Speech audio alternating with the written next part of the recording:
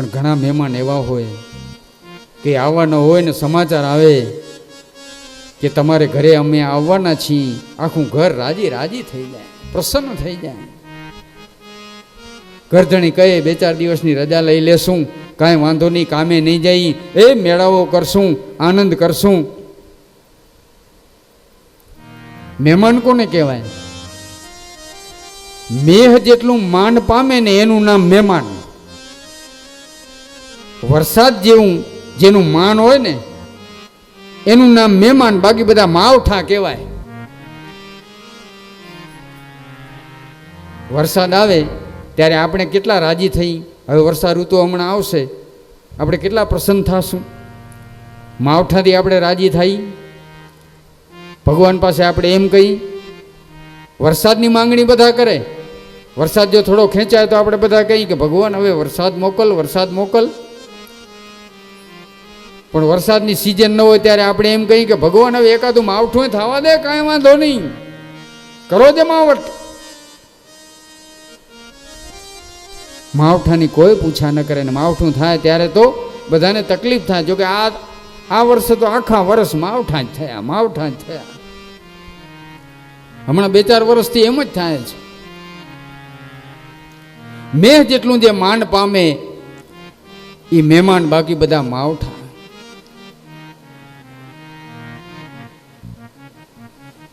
ઘરે મહેમાન આવવાના હોય, આખું ઘર રાજી હોય, બધાના ચહેરા ઉપર એક આનંદ હોય, એક મુસ્કાન હોય.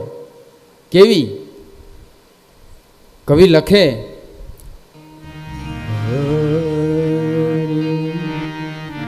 અમથા અમથા બેની, અંદરથી આમ આનંદ ઉછાળા મારતો હોય, ચહેરા ઉપર ચહેરો મલકતો હોય કે આજ મારે ઘરે મહેમાન આવવાના છે.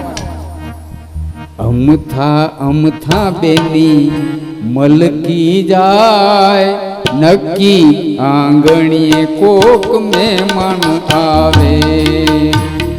અમથા અમથા બેની મલકી જાય, નક્કી આંગણીએ કોક મહેમાન આવે. હાલવા જાય તો હાલી શકાય નહીં, હાલવા જાય તો હાલી શકાય નહીં. ખંભેથી ચુંદડી સરકી જાય, નક્કી આંગણીએ કોક મહેમાન આવે. ખંભેથી ચુંદડી સરકી જાય, નક્કી આંગણીએ કોક મહેમાન આવે.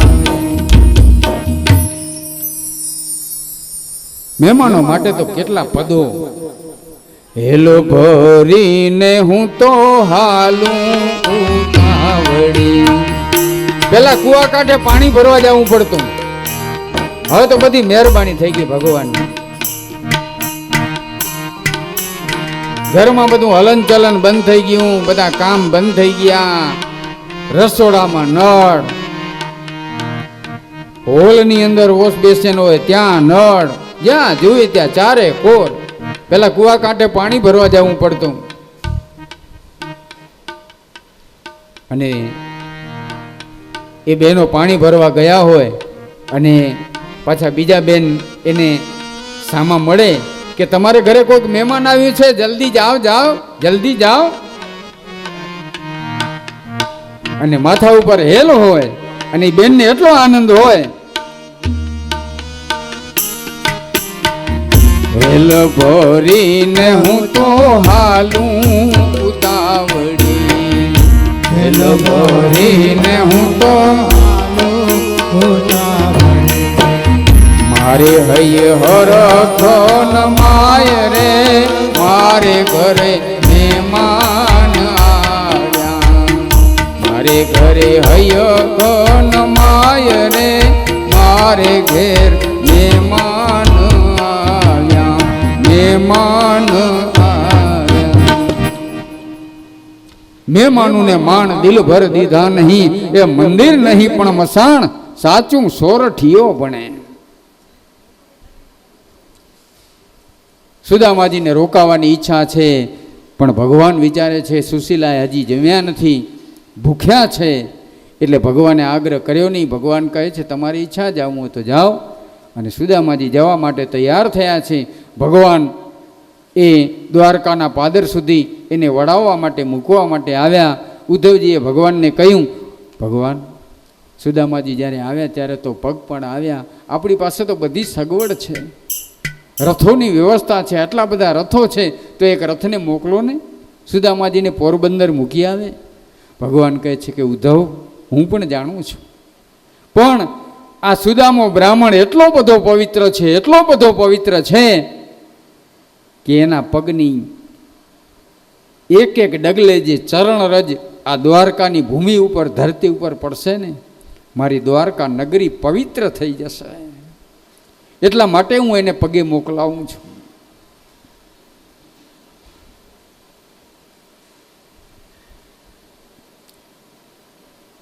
સુદામાજી ભગવાનને મળી, એની આંખમાં આંસુ આવી ગયા.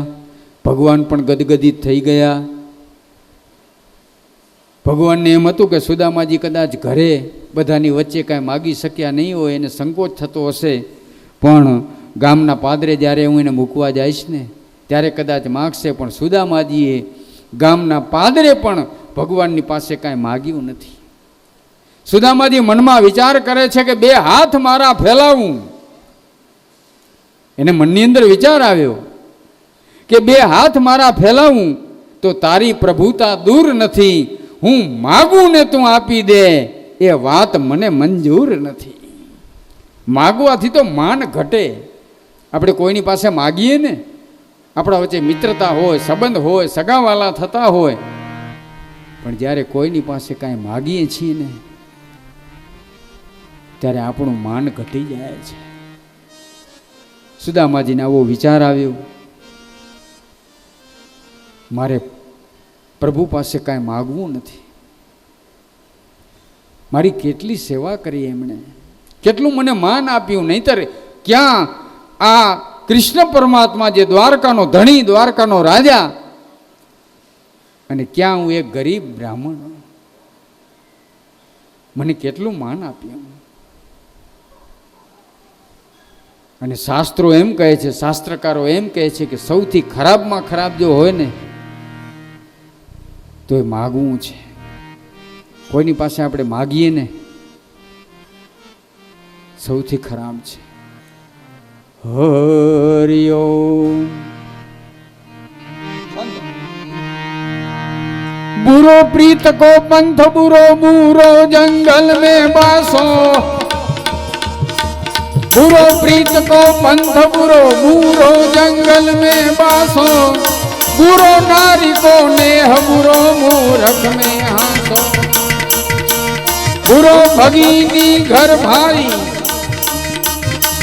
बुरी नार को लत सास घर बुरो जमाई, बुरो पेट पंपाड़ है बुरो चरण में भागन, कवि गंग कहे सुन सा अकबर एक सबसे बुरो मांगनो, एक सबसे बुरो बुरो नारी को ने स्त्री में बहु आसक्ति खराब कहे छे, વધુ પડતી આસક્તિ રાખવી એ ખરાબ છે. બુરો મૂર્ખ મેં હાંસો, મૂર્ખા આગળ જ્ઞાનની વાતો કરાય નહીં, એ હાંસી ઉડાડે, દાંત કાઢે, એને કાંઈ ખબર પડે નહીં. મૂર્ખાને શું ખબર પડે? એક ગામમાં રાત્રે, પૂનમની રાત્રે બે મૂર્ખા ફરવા માટે નીકળ્યા. ચંદ્ર ઉદય થયો, ચંદ્ર ઉગ્યો, પૂર્ણ કળાએ ચંદ્ર ખીલ્યો છે, પૂનમની રાત છે. એક મૂર્ખો કહે લે સૂરજ ઉગ્યો લાગે છે, બીજો કહે ચંદ્ર છે, સૂરજ ક્યાં છે? પેલો કહે સૂરજ છે, આ કે ચંદ્ર છે. ત્યાંથી એક ભાઈ નીકળ્યા. બંને મૂર્ખા ગયા, ભાઈને પૂછી શું છે, હમણાં ખબર પડી જશે. બંને મૂર્ખા ભાઈ પાસે ગયા. ભાઈ, આ આકાશમાં જે ઉગ્યું છે એ શું છે? સૂરજ છે કે ચંદ્ર? કહે છે ચંદ્ર છે. આ કહે છે સૂરજ છે, હું કહું છું ચંદ્ર છે. આ ભાઈ સમજદાર હતા, સમજી ગયા. જો હું એમ કહીશ કે આ સૂરજ છે તો ચંદ્રવાળો મારશે, અને જેવો કંઈ ચંદ્ર છે તો સૂરજવાળો મારશે, મૂકશે નહીં. આ બે મૂર્ખા છે. એટલે પેલા ભાઈએ કહ્યું કે જો ભાઈ, હું તો ગામમાં મહેમાન બનીને આવ્યો છું, આ તમારા ગામમાં રાતે શું ઉગતું હોય મને શું ખબર હોય, હું તો મહેમાન છું. એટલે બંને મૂર્ખાએ કહ્યું કે વાત સાચી છે, મહેમાનને શું ખબર હોય કે આપણા ગામમાં રાતે શું ઉગતું હોય, મહેમાનને જવા દો. જવા દીધા. આવા મૂર્ખા આગળ જ્ઞાનની વાતો થાય?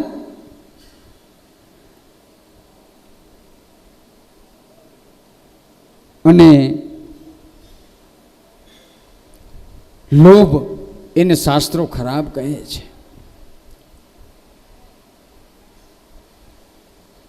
સાસ ઘર બુરો જમાઈ, સસરાને ઘરે જમાઈઓએ વધારે દિવસ રોકાવું નહીં, નહીતર માન ઘટે. આ શાસ્ત્રમાં લખ્યું છે. કવિ ગંગે આ છંદ બનાવ્યો છે, આ દુહો બનાવ્યો છે. કહે કવિ ગંગ સુનસા અકબર, અકબરને સંભળાવ્યું છે. જમાઈઓએ સસરાના ઘરે ઘણા દિવસ રોકાવું નહીં. આવો કથા જેવો પ્રસંગ હોય તો વાંધો નહીં, તો 8 દિવસનો પ્રસંગ છે એટલે 8 દિવસ તો કોઈ ના પાડશે જ નહીં. પણ પછી વિચારી લેવાનું. બુરો પેટ પંપાળ, ભૂખને શાસ્ત્ર બુરી કહે છે. બુરો સુરનમે ભાગનો, રણ મેદાનમાં સુરીર હોય અને ભાગે એને શાસ્ત્રો ખરાબ કહે છે. બીજું કાંઈ ના આપ્યું. ભગવાન મનમાં વિચાર કરવા લાગ્યા કે આ સુદામાનો જીવ વળી પાછો પિતાંબરમાં ક્યાં ગયો? કાંઈ ન માગ્યું ને પિતાંબરમાં જીવ ગયો. એટલે ભગવાને બૂમ પાડી, એ સુદામા ઊભા રહો, ઊભા રહો. સુદામા ઊભા રહ્યા. લે, હું ભૂલી ગયો ને તમે ભૂલી ગયા. ભગવાને ફાટેલી પોતળી સુદામાના હાથમાં આપી. સુદામા, આ તમારી પોતળી પહેરી લો, મારું નવું પિતાંબર પાછું આપો. બિચારા સુદામા ફાટેલી પોતળી પહેરી, પિતાંબર પાછું આપ્યું. સુદામાજી પોરબંદર આવ્યા છે, પણ સુદામાજીને આજે પોતાની ઝૂંપડી દેખાતી નથી. ઝૂંપડીની જગ્યાએ સુંદર મહેલ ઊભો છે. મહેલમાં સ્ફટિક મણીની તો દિવાલો છે. પોરબંદર જે ગયા હશે ને સુદામાનું મંદિર જેને જોયું હશે એને ખબર હશે અમે જે આવ્યા છીએ. ભગવાનની કૃપાથી આખા ભારત વર્ષની યાત્રા થઈ ગઈ છે. શાસ્ત્રમાં જેટલા તીર્થોના નામ આવે બધી જગ્યાએ દર્શન થઈ ગયા છે. જેના ન થયા હોય તમે પણ મોટા ભાગના કરી આવ્યા છો, પણ જેના ન થયા હોય શરીર બરાબર હોય ત્યાં સુધી જઈ આવજો. મનમાં એમ થતું હોય કે મોટા થશું ત્યારે જાશું, પછી કાંઈ નહીં થાય. શરીર બરાબર હશે તો જ થશે. પહેલું સુખ તે જાતે નર્યા.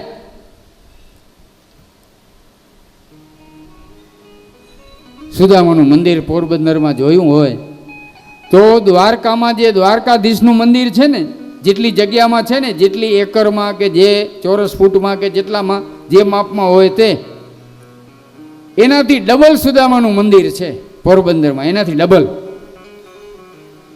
ભગવાને ત્યારે વિચાર્યું હશે કે મારા કરતાં હું એને બમણું આપું. સુંદર મહેલ ઊભો છે. સુદામાજી મહેલ જોઈ, મારી ઝૂંપડી ક્યાં ગઈ વિચાર કરે છે. અને ત્યાં તો સુશીલાજી હાથમાં પૂજાનો થાળ, સુંદર વસ્ત્રો જેણે ધારણ કર્યા છે,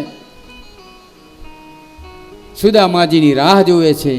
સુદામાજીને સામે લેવા માટે આવે. સુદામાજીને એમ થયું કે આ કોક રાજરાણી આવે છે, ક્યાંક કોઈ સારા કામે જતા હશે, કોઈ પૂજન કરવા જતા હશે, અને હું આ ગરીબ માણસ, મારી હાલત જુઓ, હું ક્યાંક એને સામે આવીશ ને તો એને અપશુકન થશે. સુદામાજી પાછા વળવા જાય ત્યાં તો સુશીલાજી બૂમ પાડે, એ સુદામદેવ, એ સુદામદેવ ઊભા રહો, પાછા વળો, ક્યાં જાઓ છો? દેવી તમે? સુદામાજી હવે ઓળખી ગયા. આપણી ઝૂંપડી. હરખના આંસુ આવી ગયા સુશીલાજીની આંખ.